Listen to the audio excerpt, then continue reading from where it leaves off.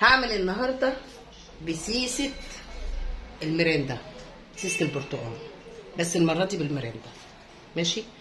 عندي كوبايه ونص دي اللي هو الذره، ذره ملح، و نص كوبايه او كوبايه الا نفس المعيار دي ابيض. ماشي. حطيتهم كده على بعض خلاص. وادي الصينيه، عندي بيضتين نفضيهم هنا. ماشي. والفانيليا، بيض يعني فانيليا على طول. ازيكم يا شباب؟ وزه معانا وحضره معانا، بس للاسف مدبساني انا النهارده في ان انا اعمل صينيه البسيسه. وهي امتحانات كده. امتحانات وكده اهو.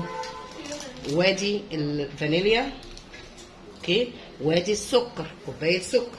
هنضرب بقى الكلام ده كله مع بعض. طبعا باكل بيكنج باودر هنحطه على الدقيق، ودي الاصفر ودي الابيض. هنحط كل الباكل وهنقلب كده.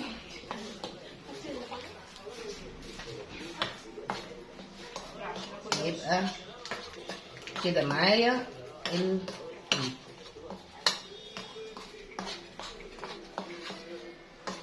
كده جاهز. يبقى كده الكوبايتين تمام. تعالوا بقى نشيل دي. تعالوا بقى نضرب السكر والفانيليا والبيض، نضربهم مع بعض.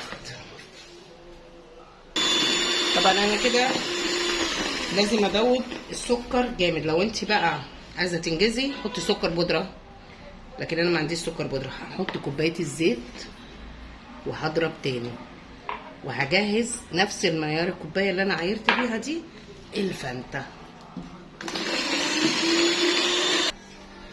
كده خلاص احنا ضربنا.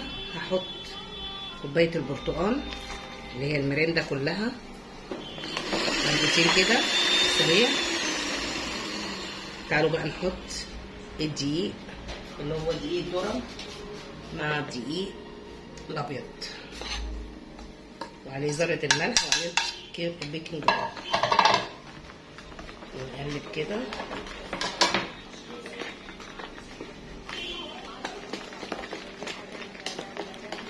وعشان ما يبقاش فيه اي تكتلات هاخدها ضربتين كده بالمضرب.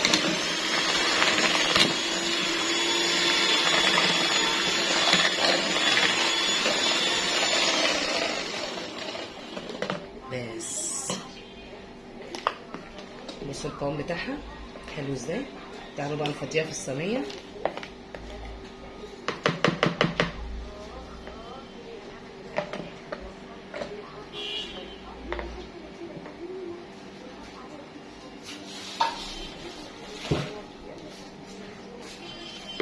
وانا مولعه الفرن عالي. بسم الله الرحمن الرحيم. بسم الله. اللهم صل وسلم وبارك عليك يا نبي.